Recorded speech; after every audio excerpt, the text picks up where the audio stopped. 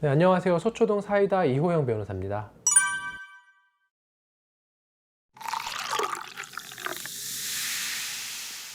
변호사님 이번에 파주 용주골 성매매 사건 보셨어요? 진짜 아직도 이런 일이 있나 싶더라. 기사를 보고 진짜 믿기 힘들었어. 전남 지역의 조폭들이 지적 장애를 가진 20대 여성들에게 접근을 해서 작업을 걸고 연애를 한 거야. 이게 끔찍한 사건의 시작이었어.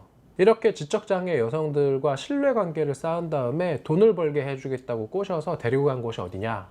바로 파주 용주골에 있는 집창촌이었어. 그 대가로 사람 한 명당 수백만 원씩 받았대. 그러니까 사람을 물건 취급한 거지. 성매매 업소에서 처음에 가면 선불금을 주는데 문제는 이자가 생기겠지. 그래서 이 여성들은 비싼 이자를 갚기 위해서 성매매, 학대와 착취를 당할 수밖에 없는 구조가 됐던 거야. 그래서 지금 확인된 피해자가 이번 사건으로 드러난 3명을 포함해서 10명 정도 된다는 언론 보도가 있는데 정확한 피해 여성의 규모는 아직 몰라. 사람을 이렇게 물건 취급하고 학대하고 이용해 먹는 사람들이 이번에 지금 적발된 건데 이들이 지금 20명 정도 된다는 거야. 가해자들은 지금 민신매매 혐의로 지금 재판 중인데 2년 이상 15년 이하의 징역에 처할 수 있어. 이런 재판에서는 이제 피해자의 진술이 중요한 증거야. 근데 이 피해 여성들이 재판에 협조를 안 한다는 거죠. 왜냐? 이 피해 여성들 입장에서는 그 가해자가 자기의 남자친구라는 거야. 또는 친한 지인, 자기를 챙겨주는 오빠 이렇게 생각하는 거야. 더 안타까운 게 피해자들은 가정 형편도 불허하고 가족과의 어떤 유대도 없고 하다 보니까 갈 데가 없어. 그래서 다른 성매매 업소 가서 일하고 있대. 지난 2003년에도 성남에서 장애 여성이 성매매 업소에서 학대당하는 사건이 있었어. 가족의 차별과 학대를 견디지 못하고 가출한 여성이 다른 집창촌을 거쳐서 성남에 있는 집창촌까지 흘러 들어가게 된 거야. 이들의 장애를 이용한 업주들이 엄청나게 학대를 한 거야. 정서적, 신체적으로 학대를 당했었는데 심지어 똥오줌이 든 물을 마시게 했다는 거야. 그러니까 나 이런 건 영화에서나 나오는 일인 줄 알았어. 근데 진짜 현실에서도 이런 일이 벌어진 거지. 이때 피해 여성들이 몇 살이냐? 19살이었다는 거야. 미성년자 상대로 이런 짓을 벌인 거지.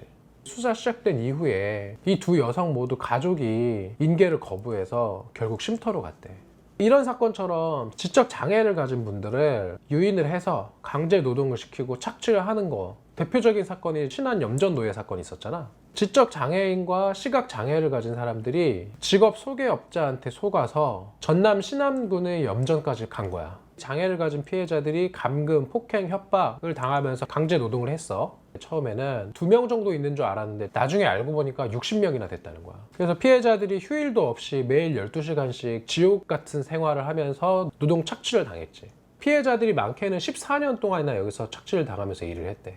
근데 진짜 충격적인 거는 경찰이나 지역 주민들이 이런 상황을 알면서 그냥 놔뒀다는 거야. 피해자들이 도망가려고 하면 오히려 다시 염전으로 보내고. 근데 가해자들이 법정에서 뭐라고 했냐면 가족이나 사회가 안 받아준 이 장애인들을 자기들이 먹여주고 재워주고 입혀줬다. 근데 왜 자기들을 처벌하냐? 이렇게 법정에서 이야기했다는 거야. 근데 이게 진짜 아픈 지점이지. 이들이 잘못한 건 맞는데 근데 이들 말이 참 아프게 다가오는 거야. 맞잖아. 우리 사회에서 장애인들이 가서 일할 데가 없는 거야 지금. 그럼 예를 들어서 이분들을 가족이 외면하고 방치해. 그러면 진짜 갈 데가 없는 거야. 그러니까 염전노예로 가고 집창촌으로 흘러가는 거지. 그래서 실제 일부 신안 염전노예 피해자들은 다시 염전에 가서 일했다는 거야 또. 그러니까 이들을 옆에서 지켜본 시민단체가 무슨 말을 했냐면 시민단체가 나서서 염전이라도 해야 되겠다. 이런 얘기까지 했대. 그래서 나는 그러니까 가해자 처벌도 중요한데 피해자들이 자립을 할 수 있는 그런 공간을 만들어줘야 된다고 봐. 국가가 나서서 장애를 가진 분들이 우리 사회의 일원으로서 살 수 있게 터전을 만들어줘야 돼. 2003년에 성남 사건, 2014년에 염전노예 사건, 2020년에 용주골 사건 계속 지금 발생하고 있는 거 아니야. 언제까지 이걸 놔둘 거야. 그래서 나는 우리 헌법 10조를 이야기하고 싶어. 모든 국민은 인간으로서의 존엄과 가치를 가진다. 국가는 개인이 가지는 불가침의 기본적 인권을 확인하고 이를 보장할 의무를 진다. 그래서 오늘의 사이다 한마디. 국가는 국가의 의무를 빨리 다하라. 변호사님 혹시 조주배인 1심에서 징역 40년 받은 거 보셨어요? 이제야 제대로 된 판결이 나왔구나 싶었고 근데 이제 피해자들 입장에서는 40년은 아니라 400년도 부족하겠지. 해외였으면 진짜 400년 받아. 평생 감옥에서 썩어야 되는 사건이야. 하지만 그동안의 그 디지털 성범죄 사건들에 비교하면 징역 40년은 되게 세진 거거든.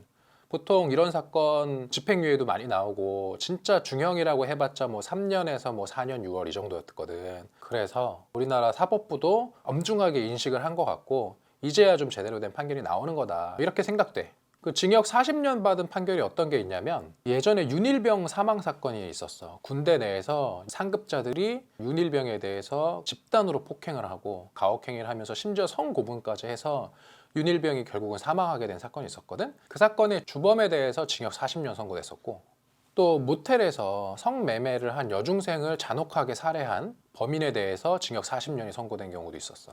그러니까 지금 이 조주빈에 대해서 선고된 징역 40년은 살인죄에 준하는 처벌을 한 거야. 우리 법원 입장에서는 엄청나게 세게 판결한 거지.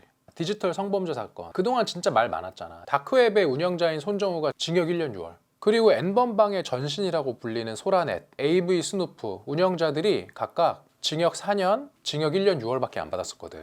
그야말로 솜방망이 쳐버린 거야. 그래서 이게 별거 아니다라는 인식이 생기고 잡혀도 괜찮다 그런 생각들을 한 결과 나타난 괴물이 바로 N번방이라는 거 아니야. 그러니까 여성단체에서는 사법부도 공범이다라는 비판을 했었던 거야. 이것에 대해서 법원이 이제 정신 차린 거지. 조주빈은 14개 혐의로 기소됐고 검찰은 무기징역을 구형했어. 근데 여기서 내가 하나 칭찬하고 싶은 게 검찰에서 이 박사방 일당에 대해서 범죄단체 조직죄를 추가했거든?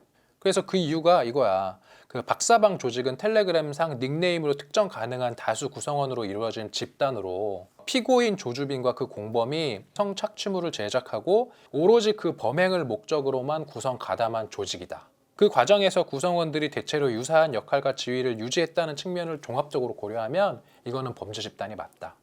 이렇게 본 거야. 이게 엄청 난 중요한 판결이라고 봐. 일반적으로 이런 음란물 유포 사이트에 가입되어 있는 이용자들 있잖아. 이용자들도 사실은 되게 나쁜 거거든. 왜냐하면 이용자들이 있으니까 그런 사이트가 존재할 수 있는 거야. 그래서 돈을 내고 다운로드를 받고 이러한 불법 동영상을 시청하는 사람들도 처벌해야 되는데 이게 쉽지 않았거든. 근데 지금 박사방 같은 경우는 거기 들어가 있는 사람들에 대해서 범죄단체 조직 혐의가 추가가 돼. 그냥 들어가서 보고 있는 사람들까지도 처벌할 수 있게 된 거야. 공범에 대한 형량이 확 올라가겠지. 그러니까 되게 잘한 거지. 그리고 조주빈의 공범들 있잖아. 이들도 보면은 7년에서 15년까지 지금 징역을 받았어. 이 정도면은 사실 되게 중형이야. 근데 당락이라는 닉네임 쓰는 공범은 어디로 튀었는지 지금 검거가 안 되고 있어. 그래서 이 지금 박사방 일당이 완전히 소탕된 건 아니고 일부는 지금 도주했잖아. 그러니까 피해자들은 여전히 불안한 거야. 왜냐하면 이렇게 도주한 애가 불법 동영상을 가지고 있잖아. 어디에서든 또 유포할 수 있는 거야. 그리고 이 재판에서 이제 항소심이 이어질 텐데 이 항소심에서 내가 바라는 거는 감형이 되진 않았으면 좋겠다는 거. 이제 비로소 제자리를 찾아가는 거거든.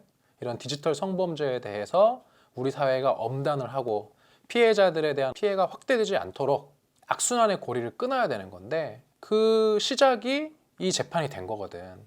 그러면 이 재판의 기조가 유지돼야 되는 거야.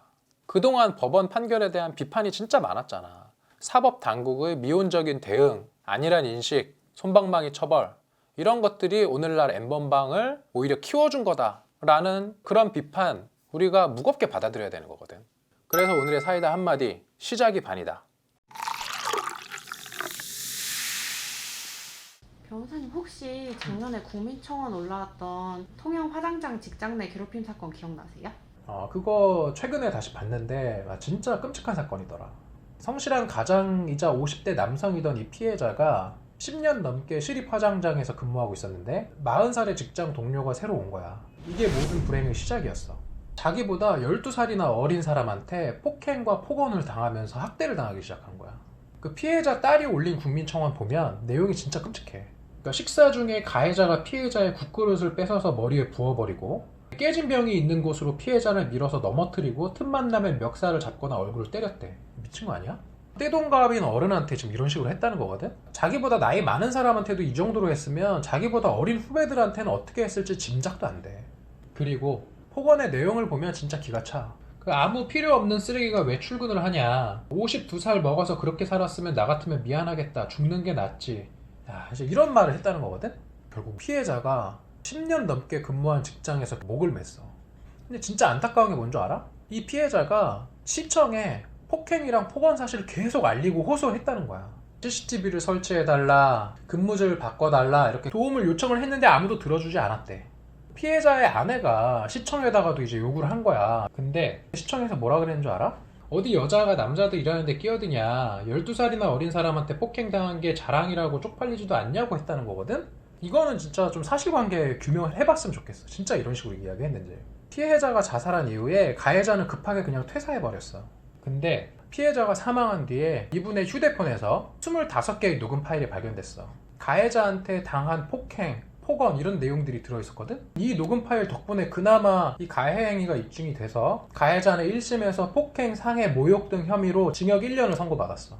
근데 이렇게 실형을 받는 케이스는 진짜 드문 거고, 보통 직장 내에서 이게 진짜 문제가 된다? 그래봤자 보통 직위해제 정도로 끝나는 경우가 많아. 그리고 직장 내 괴롭힘은 물리적인 그런 가해도 문제인데 정서적인 괴롭힘이 더 큰 문제야. 심지어는 육아휴직 후에 직장에 복귀했는데 조직적으로 따돌리고 인사차별을 하고, 그렇게 해서 자살한 카드사 여직원도 있었어. 또 2년 동안 상사가 카풀을 요구를 해서 어쩔 수 없이 계속 상사 카풀을 해준 거야. 이러다가 자살한 직원도 있었고. 이런 식의 직장 내 괴롭힘을 규율하는 법을 만들자 해서 겨우 2019년 1월에 통과시킨 게 지금 근로기준법 개정법령이거든?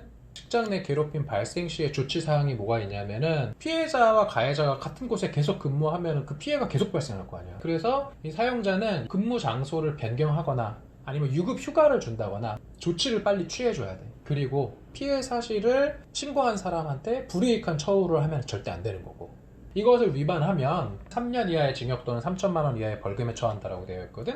근데 이건 너무나도 당연한 거지. 그러면 대표가 직접 괴롭혔으면 어떻게 되는 거예요? 그치, 되게 좋은 질문이네. 직장 내 괴롭힘 발생 시에 사용자한테 신고하도록 돼 있거든? 근데 그 사용자가 지금 괴롭히는 경우는 답이 없는 거야. 그래서 이 법의 맹점이 거기에도 있어. 직장 내 괴롭힘 금지법 통과되고 나서 올해까지 직장 내 괴롭힘 신고된 건수가 5천 건 가까이 된다는 거야. 실질적으로 구제가 이루어진 거는 한 20% 정도도 안 되더라고. 그럼 나머지 80% 가까이는 별 대책도 안 나오고 그냥 끝났다는 거야. 그러면 신고한 사람만 이상한 사람 됐겠지, 그 안에서. 피해자를 보호하겠다고 만든 법이 이렇게 허점이 많아서 오히려 피해자를 공경에 빠뜨리는 경우도 있는 거야. 그리고 이 법이 참 문제인 게, 근로자 수가 5인 미만인 곳에는 아예 적용이 안 돼. 그러니까 소규모 사업장 이런 데서는 직장 내 괴롭힘 해도 처벌 안 하겠다는 거야. 그 다음에 내가 가장 큰 문제라고 생각하는 건 뭐냐면, 직장에서 해야 되는 조치 의무들 안 해도 처벌하는 조항이 없어. 그러니까 직장 내 괴롭힘을 알렸을 때 바로 직장에서는 필요한 조치 의무들을 해야 되는 거고, 그 조치 의무를 취하지 않았으면 담당자들 또 같이 처벌하는 조항이 필요한 거야. 그거 안 하면 이거는 백날 해봤자 소용없어. 그 다음에 또 하나의 이 법의 문제점은 뭐냐면, 회사 차원에서 조사하라는 건데, 아니 자기가 자기를 조사하라는 게 이게 제대로 되겠냐고. 그래서 객관적인 제3의 외부기관이 직장 내 괴롭힘을 조사할 수 있게 해주고, 직장 내 괴롭힘 방지하는 법을 다시 재개정해야 돼. 아니 오죽하면 직장 내 괴롭힘 방지법 개정안이 지금 15건이 발의가 됐다는 거야. 아는 거야, 국회의원들도 지금 이 법이 부족하다는 거. 그래서 오늘의 사이다 한마디, 부족한 거 알면 빨리빨리 좀 바꿉시다.